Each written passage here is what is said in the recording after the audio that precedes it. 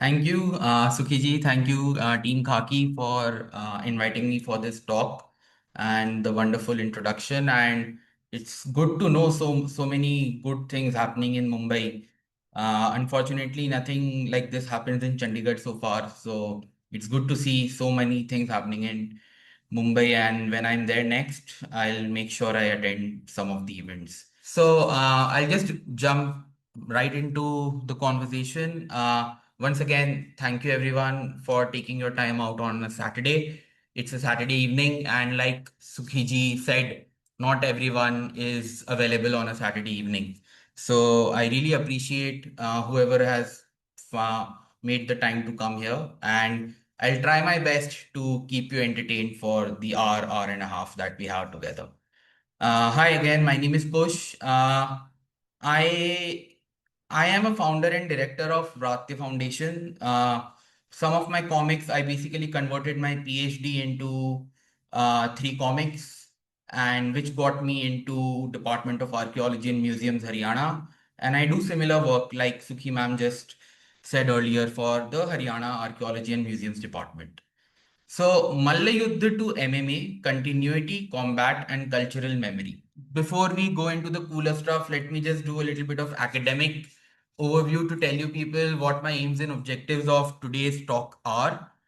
It's basically to trace the journey of grappling, arts, combat styles of India from remote past to the present, get deeper into the etymologies and evolution of grappling from Mallavidya to what we see today. Today, we don't just call it, say, wrestling or jiu-jitsu, we call it submission grappling. And I'll go deeper into it as we move forward. Understand the social, cultural, economic, political identities which are associated with the art and the practitioners. Evaluate various sources, narratives, and disciplines. So, to basically do my PhD, I depended on these different sources and research methodologies of different fields. Etymological and linguistic, literary historical sources, archaeological. When I say archaeological, I depended on sculptural data only. One, because I'm colorblind, so I don't study paintings because paintings have a lot of color, and sculptures which are more than 100 years old usually don't have that much color. So I'm safe there. And archaeological sources also include inscriptional evidences and architectural overall, because when you study a sculpture, you don't study it in isolation. You need to study it in tandem with the monument and the greater landscape. The fourth is anthropology, ethnographical studies, which basically me jumping right into the mats and learning. And I will talk a bit about the present day scenario to just, capitulate the entire talk. So we begin with Mallavidya. Monier Williams actually has written this etymological Sanskrit dictionary in which Sanskrit, Pali, and Prakrit, all four, they talk about a Malla can be an athlete, a strong person, physically well built, wrestler, and boxer. I know a lot of time Mushti Yuddh is associated with boxing and Malla Yuddh with wrestling, but I mean it's not that different when it comes to literature. And a warrior, a champion, and multiple epithets were given. We'll go into the epithets a little later when we talk about inscriptional evidence. But this is basically what a Malla like, you can say what came to Monier Williams' mind when he was writing this dictionary, and how the word Malla was used throughout Sanskrit, Pali, Prakrit literature and across his career that he read across. However, in the South Indian dialects as well, scripts and dialects in languages, Malla is a word used. However, I have not dared to venture into South Indian linguistics because it's not my forte, and it will be helpful if people can shed some light on that for me as well later on.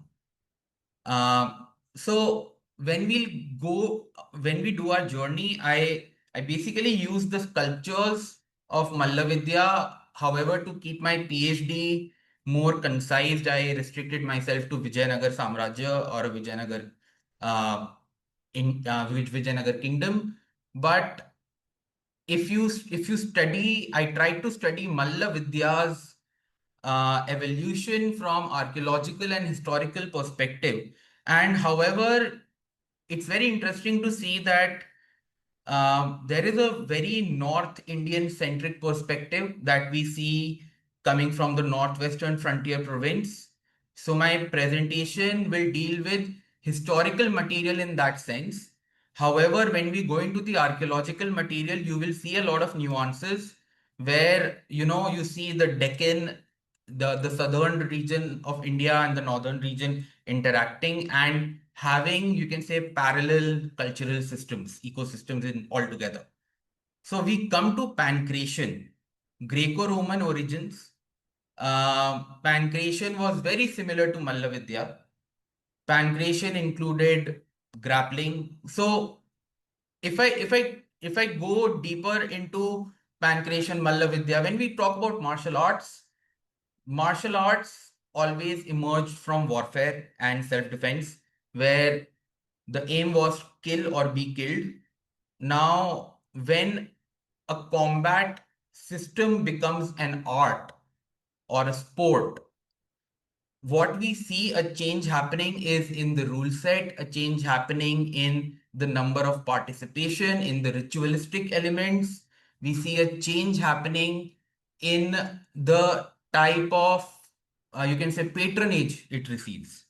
So when we look at, say, Mallavidya, uh, we have Sanskrit, Pali, Prakrit sources spread throughout Indian subcontinent, but after the Indo-Greeks and the Kushans, we do have evidence how present-day Northwest Punjab frontier province was very much open to Indo-Greeks and their arts reached India as well. I mean, there is a lot of debate whether Heracles or Hercules is same as our Balram, the iconography. Then a lot of Buddhist texts tend to see Avlokiteshwar or Vajrapani Bodhisattva with a more martial aspect. However, artistically, it has not been proven. But at Ai Khanum, which was excavated in present-day Afghanistan, there were there were traces of a gymnasium found where you can see this kind of art, Greco-Roman pancreation art on the ceramics, which is very much prevalent throughout Europe and even North Africa. Next, we come from etymologically from pancreation to a little more early medieval, say 8th, 9th, 10th century, when Pahelwani and Kushti words are used in entire South Asia.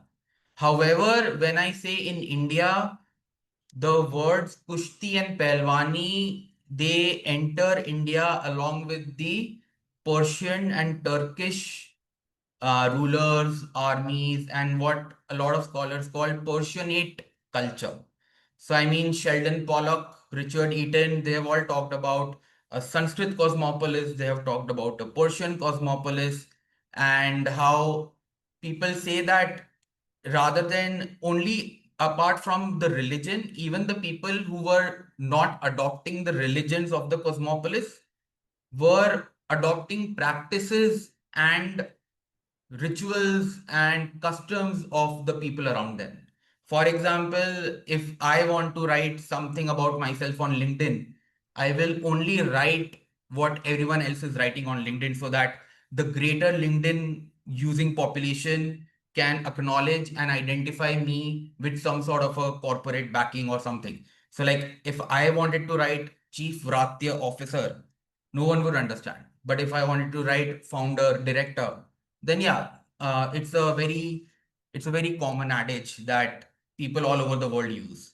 So one thing that my research taught me, was when I talked to a lot of fighters from Afghanistan to Iran. One of my teachers was an Afghan wrestler. And we always used to get into debates that this started in India, that started in Afghanistan, everything.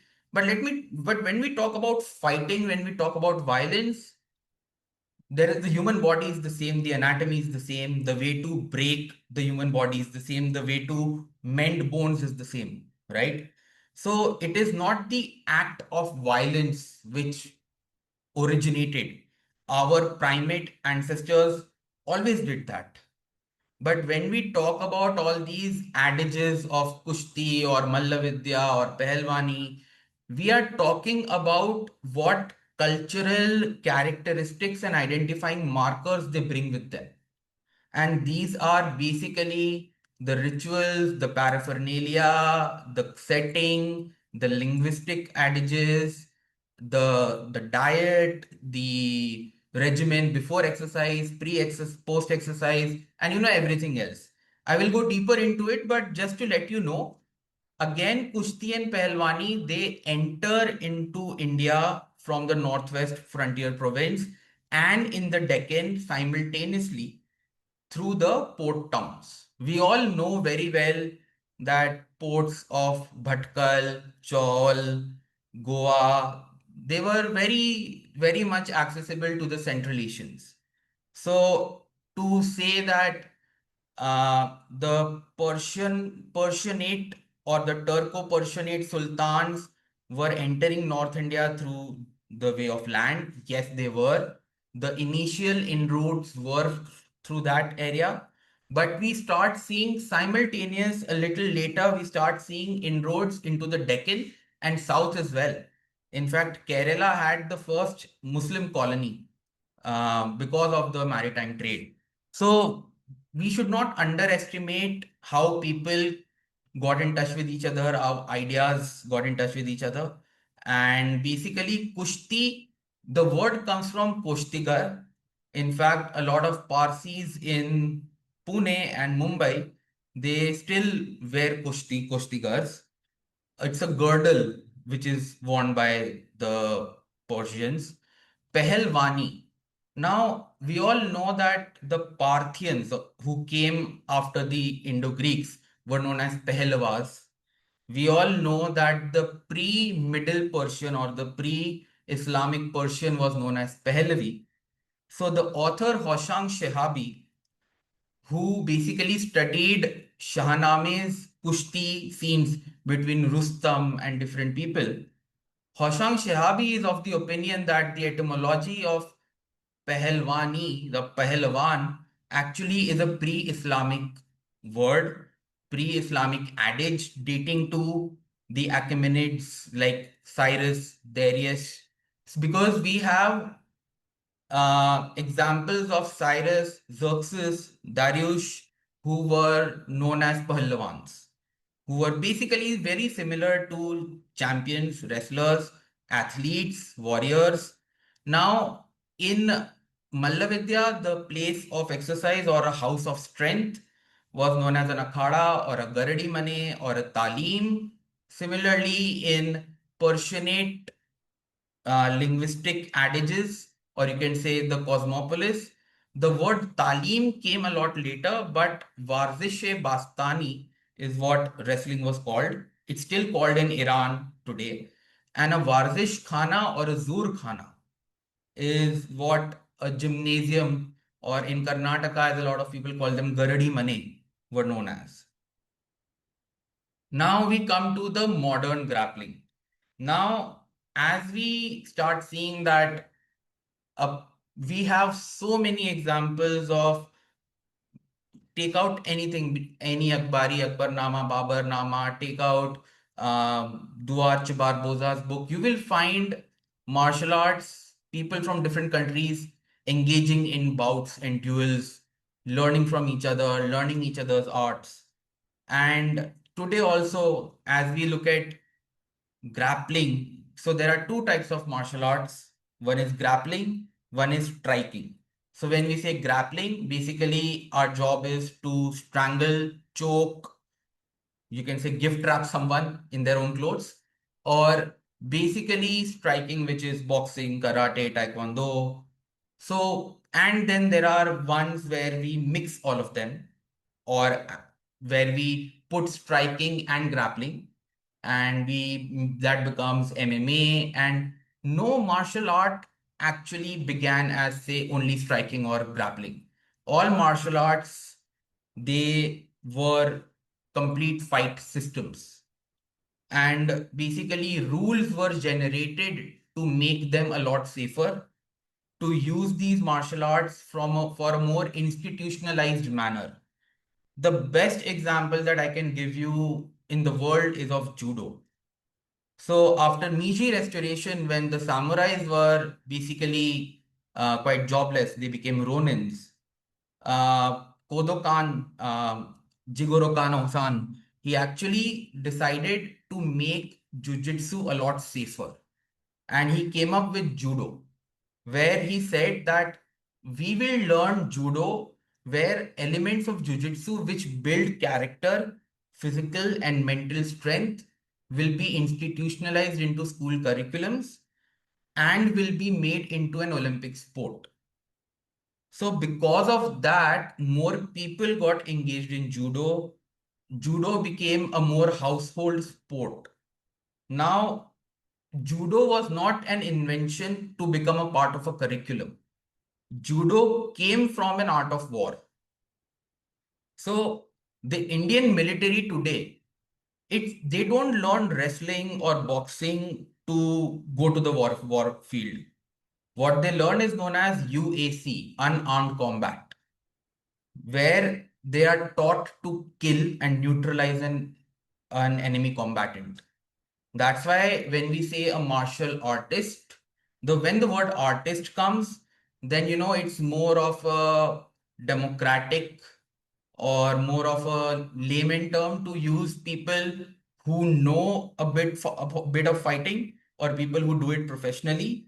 But when we use the word combatant, combat is more serious, right? It's to the death. So these terminologies, when we as martial artists or combat sports, or we sometimes, a lot of people practicing martial arts call themselves combat athletes. It's as simple as that. So even today we can see how the etymology and the words are evolving, how the context of usage of these words is evolving. So, like I said, wrestling Pahelwani. In South America, we have lucha. In Brazil, we have luta, agarre. Lucha libre is Mexican wrestling, which is very popular. Then in Italy, there is a blood sport which is still practiced in Florence on the day of San Giovanni. It's known as Calcio Storico. You people should Google it. It's the bloodiest sport available on internet right now. So like I said, grappling includes strangling, submitting, choking, joint locking. Now, here I culminate the etymological part, and the reason why I use grappling and I don't use wrestling for Mallavidya. Because the word wrestling is, when you study all these books, you will see people using the word wrestler, boxer a lot. But the thing is that most of the archaeologists are not wrestlers or boxers. So for them, when they are documenting sculptures on temples or documenting inscriptions, they are giving you an idea of who that person was or what that person was capable of, right? But when I use the word grappler, I use a more universal, or you can say more umbrella term, which includes all grappling arts. And like I said, the human body is the same. If I want to choke someone, it has to be from the neck. You can't choke anyone from anywhere else. So how basically we trace literary traditions, and how throughout the period we come across again. Now, Monier Williams actually came with these etymological, you can say, usages of the word malla from this corpus. Because when he was creating the dictionary, he actually went through, and Deccan College, thankfully, when I was doing my PhD, Deccan College is still doing this huge dictionary project. And the Sanskrit dictionary project has done till Ma. So the Malla uh, root word was already completed, although they are still adding to it. But Sathe ma'am was kind enough to let me go through the thousands of adages that they had gone through. And yeah, so basically, that is when I and a lot of other Sanskrit specialists who like Professor Siddharth Wakankar and all, they all agree that Monier Williams usage is absolutely right. However, I would want to put forward a notion to not use the word wrestling, because the word wrestling is what we use today for something else. And as we go further, I will explain why these terminologies and etymologies are very interesting and very important to keep in mind. Now, when we go into the Vedic corpus, so the word Malla is not mentioned in Rig Veda. However, in Rig Veda, there are a lot of references to a Mushti Yudh. And when the English translations by Ralph Griffith and all the other and Bori translations, they all literally translate those shloks or verses into let the wrestler be the chief of the tribe, or let the chief boxer be the tribe. Now, again, it is very important to note that Griffith or whoever is sitting in Bori, they are not combatants themselves. So how they are translating using Monier Williams, a lot of other dictionaries, and their own private practices and their own, you can say, biases, right? So when we study all these different resources, it is very important to understand that whoever is writing these, what is their background? Where do they come from? What is their motivation? Because again, like I think when it comes to archaeology, everyone calls me the Gadadhari Bhim of archaeology for a reason, because I always fight with people on these terminologies. And for me it's a very sensitive topic. So I don't know the Rigvedic Sanskrit, and Vakankar sir has told me that I could raise that point, that the word Mushti Yuddha and Malla Yuddha, were they used contemporaneously in Indian literature? Because they should be. Because if you can strangle someone, you should be able to punch someone as well. So, I mean, human body knows how to punch. It's a very natural outcome, or you can say reaction to aggression. So these are two very different words. And if Rigved mentions Mushti Yudh multiple times and does not mention Malla Yudh, it's interesting to know why. Because in general, even if you see a street fight these days, social media is showing all these random fights between people on the streets. You will see striking is the first thing that a person will do. Grappling takes more strength, more knowledge of human anatomy, and striking, as even a slap is a strike, right? So yeah. However, Atharva Ved mentions multiple times warring, warlike, martial bands of Vratyas. Now, Vratya, it's a completely different topic in its own for Sanskritists, for Shaiva and Shakta traditions researchers. However, the image that you can see here, what I did was I used ideogram AI, and the Vratyas in ancient India by Radhakrishnan Chaudhary and hymns of Atharvaved by Ralph Griffith. The various attributes that they have given in their books of Vratyas, I put that in AI, and this is what came. So it's interesting to see how today's technology is helping us interpret all these things. And this is just to show you that how today the AI boom is being, you can say, leveraged or exploited. It depends on the user and how even credible research like Ralph Griffith and Chaudhary can be shown in multiple different ways. So when they were writing these definitions of Vratyas, they had no clue that their definitions could be used like this. Now I'll come to Mahabharat. We all know about Mahabharat. We know different parvas like Adi Parva. We have the Yuddha Kalas being taught to Kauravas and Pandavas by Dronacharya. We have Sabha Parva with the famous Bhim and Jarasandh. Then we have Virat Parva, Bhim and Kichak bout. And we have different, like in the Sabha Parva, the Bhima Jarasandh bout, we have these names known as Prishta Bhanga Purna Kumbha. Now, it is very interesting to see a lot of these Sanskrit terms you come across in Natya Shastra by Bharat as well. Because a lot of these terms are about maneuvering of your own body or someone else's body. Like there is Chari, there is Mandala, there is Mahamandala. Because a lot of dancers, they also use it.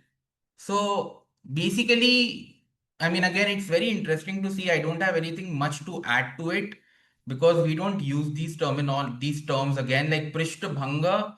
It's basically in a very callous manner, I can say it's breaking someone's limb. But there are more specific Sanskrit, Pali, and Prakrit meanings to this. Now, this culture is from Chennakeshava Temple, Belur. Uh, Now we have Ramayana, the very famous Vali Sugriv.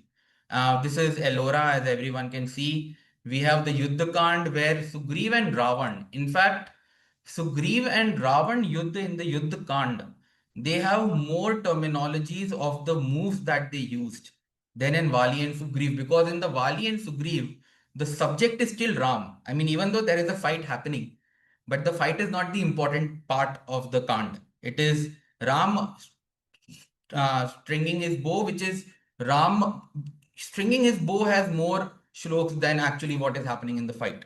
So actually, we start seeing in Yuddha Kand Sugriv and Ravan. And there is a very good article by Devangana Desai, who she has only dealt with very similar looking Vali Sugriv sculptures throughout the Deccan. And it is very interesting to see from her article and from my fieldwork that there are only a few ways in which Vali Sugriv Yudh is shown in temples. I mean, it sometimes, when if you're a sculptor and if you are someone who's very known and very, you can say, adept in your art, you would want to show different moves, but you don't. In fact, most of the moves from, say, 5th, 6th century period till, say, we come back down to Vijayanagara Nayak periods, we see pretty much similar moves where two hands raised, Warners facing each other. The only differences we see is their attires, their mukut, but the stance is the same, which is very interesting to see because no other episode throughout Indian iconography has so much repetition as the Vali Sugriv. Now, I would again want to put this as Vajranam. Vajranam is basically your fist. Vajra is something which is hard.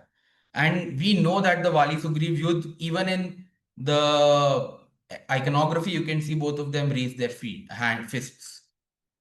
Now, in the Harivamsha Puran and the Bhagavad Puran, Skand 10 and Vishnu Puran of Harivamsha, we have Kansavad. And N.P. Joshi, in his article Wrestling Festivals in Ancient India, has very nicely written about a Malla Krida Mahotsav, where Kansa had organized a Malla Krida Mahotsav in Mathura, and Balaram and Krishna fought with Chanur, Mushtik, Shala, Toshala, and in the end, there was Kansavad. So this is again Ellora. Now, in the Buddhist and Pali text, Digganikaya, Brahmajala Sutta, Lalita Vistara, and the Ghatta Jataka, Ghatta Jataka basically mentions Chanur and Krishna bout in great detail, while Digga Nikaya, Lalita Vistara, and Brahmajala Sutta, they have stray references of Malla Yuddha. They either have a character who's a Malla, or they have a Bodhisattva who's practicing Malla, or they have this episode which I which I will talk about later, where Buddha is doing a wrestling bout. Before he's Buddha, Siddhartha is doing a wrestling bout to win the hand of Yashodhara. Now the Jain text, this is Jabadeshwar temple in Phaltan, and this is the Bharat and Bahubali bout. The Adi Puran by Jinasena, Bharatesha Vaibhava. This is a very popular episode of Bharat and Bahubali, where there were three types of youth, and one of those was the Malla youth. Now we come to Sthala and the Jati Purana. So these illustrations are from my comic, which I converted. So the Malla Purana, which is like the manual of Mallas. Now, however, it has not been dated properly. By far, there is one translated text in Gaikwad Oriental Institute in MSU Baroda by BJ Sandesar, which is easily available on archives. And there is one in Bori, which is a little later. Now, Malla Puran, according to Sandesar, he has dated it to 13th, 14th century. And again, it is a Jati Puran of a caste of wrestlers known as Jyeshtha Malla or Jettis, as they are known as in the Deccan. So, Malla Purana talks about predominantly four types of Mallavidyas. First is Bhimseni. Bhimseni is what we see every day today, which is use of force. Second is Hanumanti, which is this. You can see Hanuman was known for his wits and his knowledge. So it's basically choking someone or strangling someone, like an anaconda. Third is Jambuvanti, which is Jamvan, who was again a very intelligent person, and it talks about joint locks. While the fourth is Jarasandhi. Now, Jarasandhi is basically no holds barred, fist fight, elbows, knees, everything allowed. So these four, then Manas Ullas by Someshwar, again contemporaneous to Mallapuran, give and take a century or two, has a chapter known as Malla Vinodaha by King Someshwar. Then Dhanurved of Agni Puran. These three Sthala and Jati Purans, they are like manuals. And then later on we come under Vyayama Jnana Kosha by Dr. Majumdar, which is very popular in Marathi, Gujarati, and in English. Now, the Jyeshtha Mallas or the Jettis, they were known, even if you go to Mysore today during the Dashara festival, there is a more like a choreographed event where Jettis, they wear what they called Vajranak, which are basically knuckle dusters. And this is what they used to wear to wars. So when we talk about how Vajra Mushti from warfare became more of a sport, today is a very good example of that. Now, contemporaneous accounts, Annie Akbari, Niccolo di Conti, Duarche Barbosa, Domingo Paez, Fernão Nunes, they talk extensively about Deccan and South India. And any Akbari and Akbarnama and Babarnama, they mention kings doing, but any Akbari has this very good quote which says, Akbar's court also has these clever Jethimals of Gujarat. So, you can see how the Jethis are now going and spreading across India from 12th, 13th century onwards. And they are spreading based on patronage and where they get the opportunity.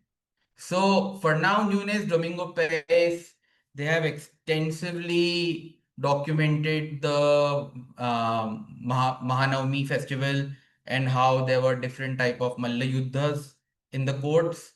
Niccolo di Conti himself witnessed it at the Kiradi Nayaka court. And Duarche Barbosa is actually the only guy who has documented four different type of martial arts in India. He has documented Mallayuddha, Mallavidya. He has documented no holds barred Jarasandhi. He has documented Kalaripayattu in Kerala and the Malabar coast. And he has documented Shilambam in present-day Tamil Nadu area. So he's the only person who has written 2 volumes of books, which is basically Livre en que relation que no I think Duarche Barbosa, something else. My screen is hidden. But yeah, so Duarche Barbosa has done some amazing work. And Crónicas dos Reis de Bisnaga, this is by again, which basically documents Domingo País and Fernão Nunes. Now we come to archaeological sources. Now, when I was saying Sehri, Behlol, and Jamal Gadi in present day Pakistan, we have found Kushan terracotta plates, which are documented by Ingold, which talk about Siddharth doing wrestling bouts to win the hand of Yashodhara. However, at Agroha in Haryana, this is so by far the earliest grappling sculpture that we have found. However, the dating is a little controversial because the excavation happened in back in 80s. Stratigraphically, it is written Shunga Kushan layer, but based on the features of this terracotta, it has more Kushan features than Shunga, and the finish is more Kushan. However, Devendra Handa, when he wrote about this particular sculpture, he thought it was Bhim Jarasandh or Krishna Chanur. However, I prefer not to put any names to it. It's just wrestlers or grapplers, according to me. Uh, Next, we come to Gupta Vakata, so 3rd, 4th, 5th century, where Vaishali Velankar has documented quite a few of them. I don't have the photos, so I couldn't put. And this one is from Ashmolean Museum. There are two Gupta period. I mean, Ashmolean calls it 3rd, 4th century, and I agree with them. I wouldn't want to put a political adage to it because sometimes we think if it is 4th century, it's either Gupta if it's from North or Vakataka if it's from Deccan. But it's safer just to politically use Gupta Vakatak period, but not put any adage to the sculpture. But these are what Janine Auboya calls them traveling wrestlers. Now, the Badami Chalukyas, we all know for the first time now we start finding Ganas, composite figures, or you can say dwarfs, pot-bellied dwarfs who are actually doing grappling. So Badami Chalukya, Aihode, Badami and Pattadakkal and the Alamgirpur branch. You will find these gunners doing a lot of grappling. And the context is interesting because in the upper Shivalaya and the lower Shivalaya and the Malagitti Jinalaya, they are actually in the temple bases, but in the caves, they are actually towards the side. So the context is very interesting as well. Again, Rashtrakoot, we all have seen. Now we have the Yadavs, the Hoysalas, the Solankis, and the Kakatiyas. Now you see, this is the most interesting time for my sculptures because now we have crossed 10th, 11th century. Now is the time when we know that Persianization of India has begun. So the Yadavs, the Solankis, the Kakatiyas, the Hoysalas, they were actually they were encountered by a wave of foreign culture in the form of invasion, through colonization, through threat, through different things. A lot of times they were able to adapt to it, a lot of times they were not. So you can see on the left, this is at Modhera. You can see Wali Sugriv. And it is interesting to see that this is more in an animated form. If you walk around the pillar in the temple, you will see 8 different scenes. So it's like an animation. So these are not 16 different monkeys fighting. This is Wali Sugriv, but one move after the other. So now you start seeing the context of the sculptures changing, the usage of the sculptures, and the variety. On the right is Bhuleshwar temple from Yavat, in very close to Pune. There are two sculptures very conspicuously reused by the later so-called Maratha period uh, intrusions. So now we come to my area, which is the most interesting, because the reason why I chose Vijayanagar as my area of study when I could have chosen Yadavs, Hoysalas, Solankis, or Kakatiyas, not that they did not have sculptures. The reason why I chose Vijayanagar was number one, the research methodologically, Yadavs, Maharashtra is a big state, so I would have to spread myself thin. Then Vijayanagar, I studied throughout Karnataka and Rayalaseema. So for me, the research area was pretty well defined, and the sculptures there showed multiple variations in moves. So when I had to see, for example, I did not have to study the same Vali Sugriv sculpture 100 times, which would have been the case in Yadav's or Hoysala's. However, I might have found 100 sculptures to study, but here I found different contexts, different moves, and the variations.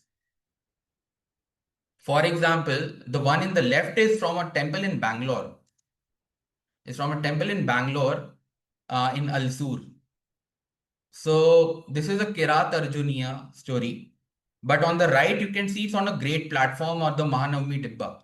It's a very basic inside trip. Now see, the present day Bhim Seni wrestling or the Akhada wrestling does not use this.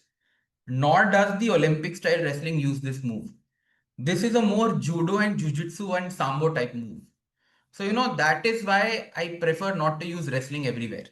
Because the moves that we can see are very different from wrestling moves. Now, from 12th century onwards, what we see different. The panel above is from Hoysaleshwar temple in Dwarasamudra or what? Yes, Dwarasamudra. So it's Halibid. And you can see wrestlers in the middle. But here the sculptor has paid enough attention to the royal rituals. How the people, you can see warriors on the right, and you can see some sort of a royalty on the left. Similarly, below this is a Mahanavami Dibba sculpture where you can see a royalty sitting, observing a boxing bout or a no holds barred Jarasandhi bout with a, you can say, madhyastha or an umpire or a referee, and you can see people enjoying it. So now you see from the 12th, 13th century onwards, in the Deccan especially, we start getting Mallavidya or grappling sculptures in greater context as part of bigger narratives. For example, the Mahanavami narrative, or you can say a local hunter narrative. And these narratives play a huge role. So for me, the context and the themes of the sculptures, how they change. Early historic, like I mentioned, 4th, 5th century, we get basic themes. Vali Sugriv, Bhim Jarasan, Krishna Chanur. 6th, 7th century onwards, we get composite figures. 12th century onwards, we get different themes and different variations. However, 14th century onwards, we see them being used as decorative motifs on pillars. We see them, we ritualize bouts, we see them as pastimes. We sometimes we even see them as people playing, right? And the folk or the public themes are including wrestling or grappling or Mallayuddha. Then we have miniature paintings. This is one which was on the wiki commons that I could use. There are plethora of them. I mean, you go to Salarjung Museum, you go to National Museum, there are hundreds and thousands of paintings belonging to Mughal miniatures, Kangra School of Art, Bundi School of Art. In fact, there are so many people like B.N. Goswami and a couple of other big stalwarts who have worked on the Navarasas, in which one of the ras is this fighting, right? Now we come to the inscriptional evidence, which I've already talked about. This is Mahabalipuram. The word Mahabali comes from Mahamallapuram, which means Narsimha Varman Pallava was the greatest wrestler. So, you start seeing a lot of kings getting these epithets or giving themselves Bhulokamalla, Mahamalla, Jagadekamalla, Giridurgamalla. So, someone who has conquered the mountain forts, Giridurgamalla. Jagadekamalla is like the one and only of the entire Jagat. Now, how we see evolution from ancient to late medieval and colonial period. It started from warfare, where it was part of the 64 kalas that a royalty was supposed to learn. So, which included equestrian, archery, Mallavidya, everything.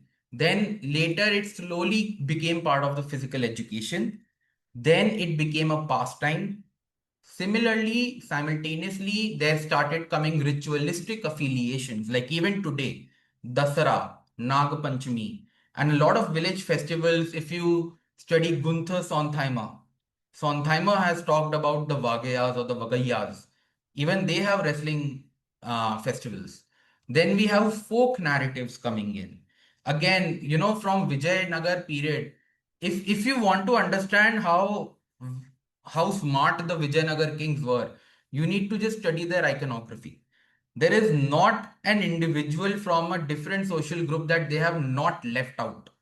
They have, if you study their iconography, they have the Chenchus, they have the Bedarus, they have the Nayakas, they have everyone on their monuments. Which is how in today's world, when in the corporate world and in the HR world, you talk about DEI, diversity, equity, and inclusion, right? So this is Vijayanagar DEI, like how their HR was and their comms were so cool. Like they were able to communicate through their art that even today a lot of us can understand. Then means of social, economic, and political mobility. This is very important. Now, if you see, and the last one, which is courtly culture. If you study Emma Flatt, Pushkar Sohni, Richard Eaton, Emma Flatt talks about the courtly culture in the Deccan Sultanates. And Richard Eaton and Philip Wagner have gone on to the extent to call Vijayanagara Sultanate.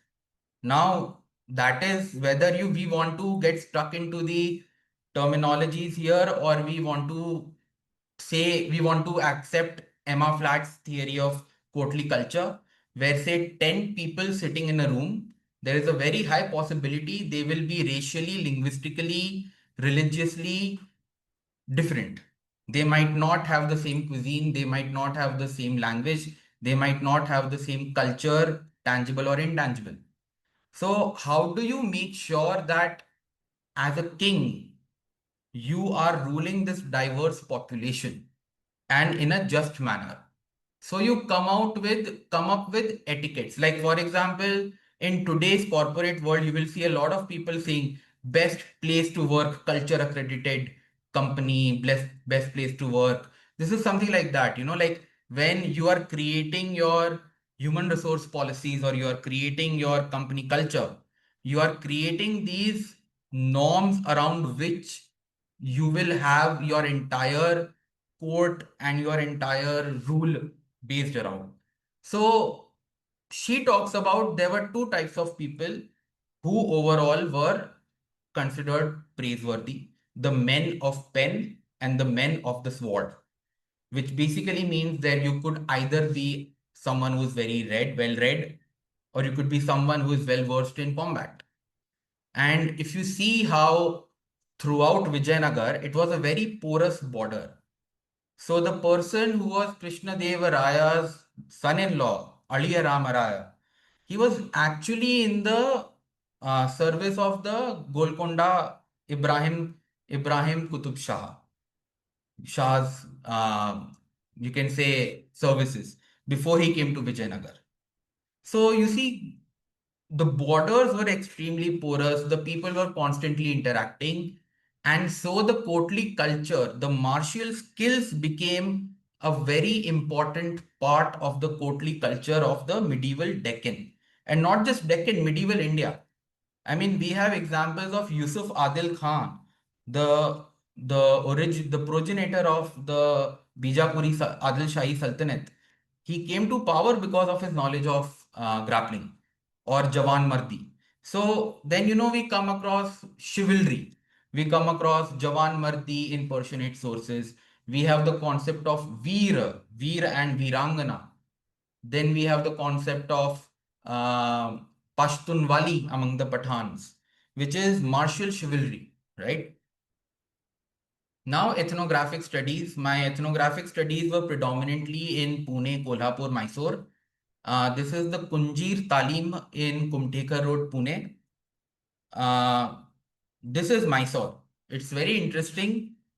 I was part of the Bhumi Pujan in Mysore at the Devaraja Mohalla. On the right, you can see this is a Garadi Mane Akhada where the mound is artificially created to create a temporary temple for the local goddess. Now, this particular goddess was Bhadrakali, but we all know Chamundeshwari, Chamunda Hill in Mysore is very popular. So we have Limboji Mata or Nimbaja Mata of the jetties. So we have a lot of Shakta traditions. It's very interesting to see. I had a colleague of mine with me. Her name was Dr. Shobha Telengala. She was not invited for to enter beyond this langot while I was, but there were me and 14 other wrestlers who were doing a Devi Pujan. So it's very interesting to see that Shubha was not invited inside. I mean, this is something that I question a lot when I'm doing my research. Some people like to answer, some people don't. I still haven't found a answer that convinces me, but it is from a research perspective, from an anthropological perspective, it is very interesting to see that this soil, it is if you do a chemical test, I know for sure that this particular soil had turmeric, ghee, till oil, it had neem, and it had a little bit of pepper. So they mix it every year, depending upon how rich or how well off the akhada is. They repeat the procedure every season or they don't. And the thing is that the soil never goes out. New soil comes in. So they say that mitti bahar nahi jani chahiye. Now let us come to present day MMA and grappling. So today, as we speak, mixed martial arts is the richest sport in the world. Bigger than football, bigger than cricket, bigger than NBA basketball. It is the most money making sport, period. This UFC, it's called Ultimate Fighting Championship. Then Asia mein there is one championship. Japan once upon a time had Pride FC and Rising, which competed with UFC but no longer does. However, grappling mein there is International Brazilian Jiu Jitsu Federation and Abu Dhabi Combat Club. So Abu Dhabi Combat Club and UFC, basically what happened? That one day some rich people got an idea that say if there is a champion wrestler and a champion boxer, how do we know who is the best among them? Let's make them fight, right? And there were, if you see the old UFC videos, you will see heavy people. There were no weight categories when they began. It was open. So a thin guy can be fighting a 6 foot 5 inch sumo wrestler as well. And we have that instance. So everyone from different martial tradition wanted to prove the superiority of their martial art. So for example, a Kallari fighter would wants to fight a Malla, right? But there are rules. For example, you can't hit on the ribs, you can't hit on the back of the skull. And slowly, these rules made MMA a very distinctive sport. Now we come to MMA in India. So you see Raj Kundra and Sanjay Dutt back in 2010-11 started Super Fight League. It was successful in the beginning, but then Sanjay Dutt's going to jail made Raj Kundra and Shilpa Shetty run it. They ran it for a couple of seasons, but they started incurring losses. Now, today, as we sit here, the Shroff family, Jackie Shroff's two children, Tiger Shroff and Krishna Shroff, and his wife, Aisha Shroff, they run Matrix Fight Night. So, this right now is the biggest MMA stage for India. And a lot of fighters from the team that I come in Cross Train Fight Club, they fight, they fought for Super Fight League. So all our teachers are Super Fight League fighters. They are all retired now. And the present youth, they fight for Matrix Fight Night. And Abu Dhabi Combat Club has the ADCC India is what my coach runs. So we basically organize two 6 monthly championships every year. This is how MMA, Jiu Jitsu took a big jump in Hollywood and Bollywood. You can see Warrior on the left. This movie came back in 2013-14, and brothers Akshay Kumar and Siddhant Malhotra's ripoff, which is basically Warrior in Hindi. So these two movies, Warrior made UFC big. Then what happened? Before Warrior, this teenage drama came known as Never Back Down. This franchise has 4 movies now.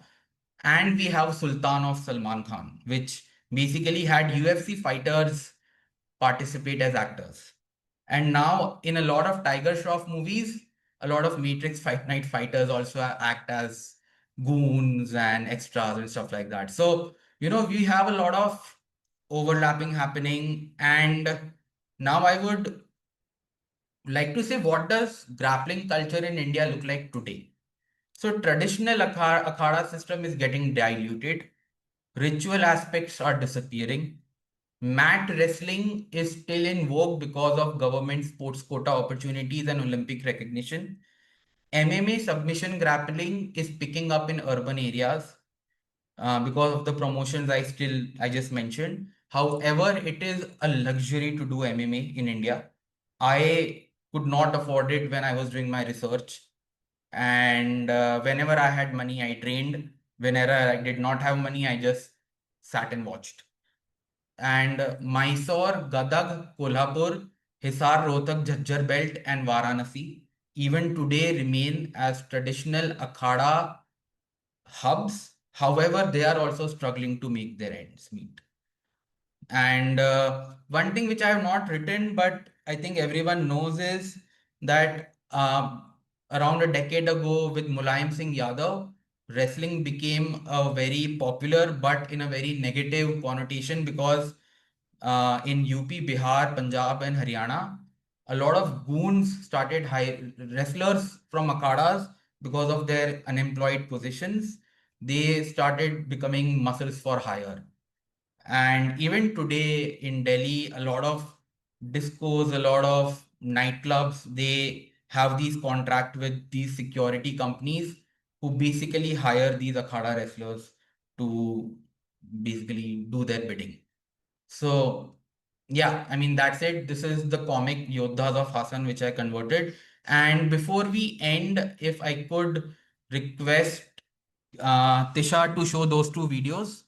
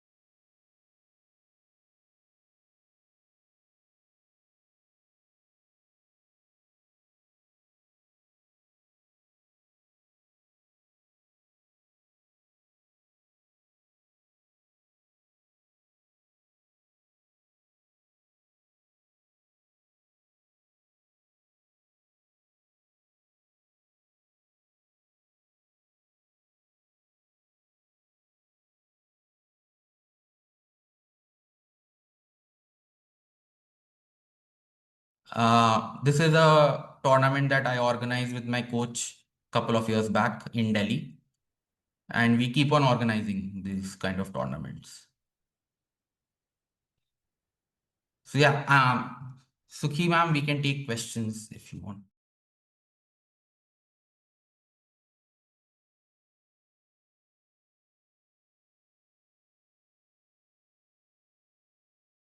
Thanks. I'm gobsmacked by the amount of information that you have packed into our talk today, Kush, because there is, you've really spanned many centuries and brought us to what is the current sort of place for grappling. And you've sort of brought us so much terminology and so many sort of aspects to look at. So thank you, first of all. Thank you very much for that. And it makes it even more special because not only is it something that you have researched, on an academic side, but also that you are, sort of personally engaged in it. So you can see your interest and passion and learning. So thank you so much for that as well. Um, you started by talking something about the varzish part, but varzish is still a part of what we call as exercising in Hindi, isn't it? Is there a connection between the two? And Yeah, so Varzish Khana is in general known as a house of strength. right. So, like you said, exercise, basically movement.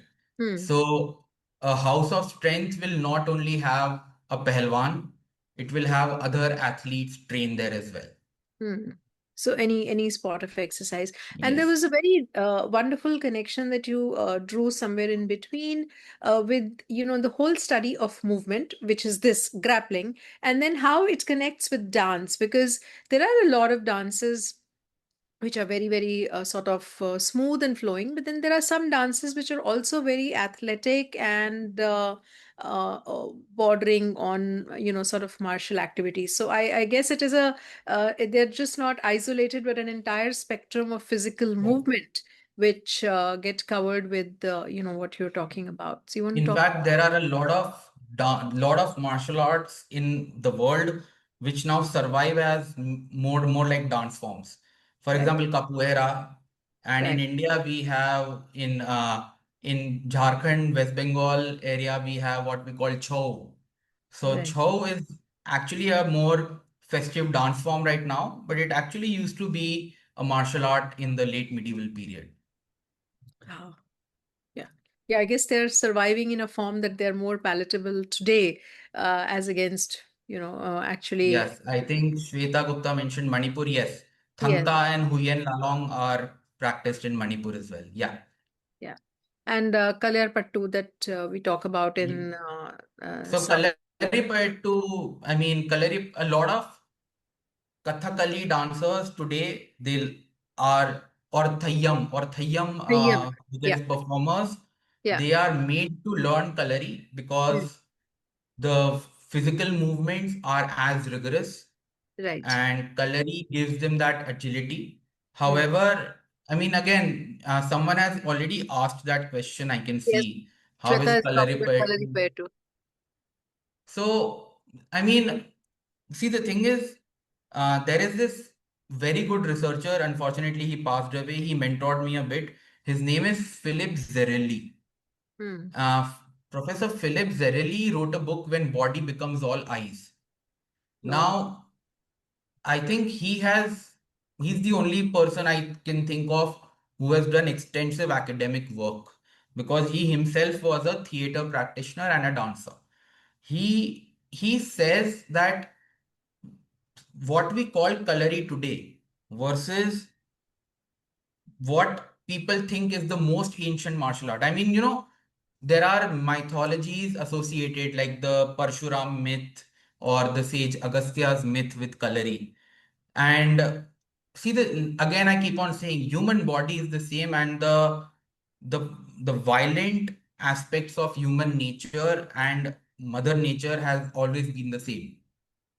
However, the word Kallari he says emerged a lot later around the time when the Malayalam language starts emerging.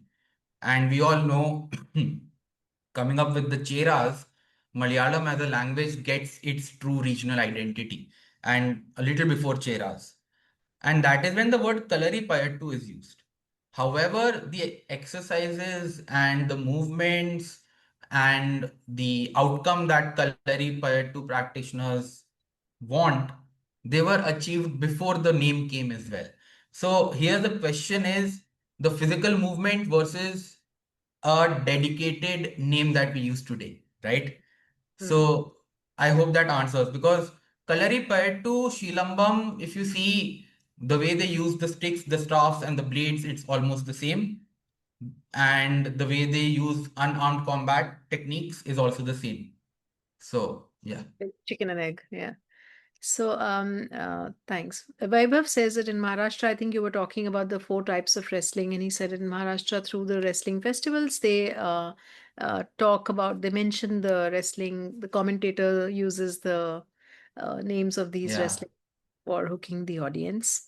And Ayan says, has a question if there is any connection between Mallayuddha to the sport of Mallakhamb. Mallakhamb, of course, is more, is I not mean, fighting, of but course, yeah, for sure.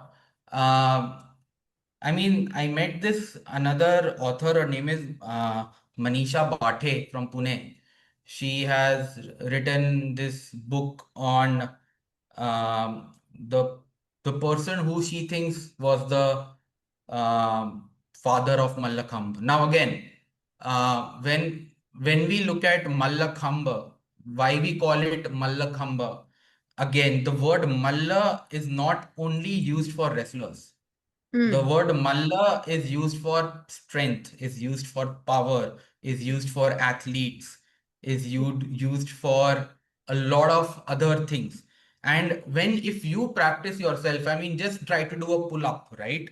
The pull up, the amount of strength it requires, correct. right?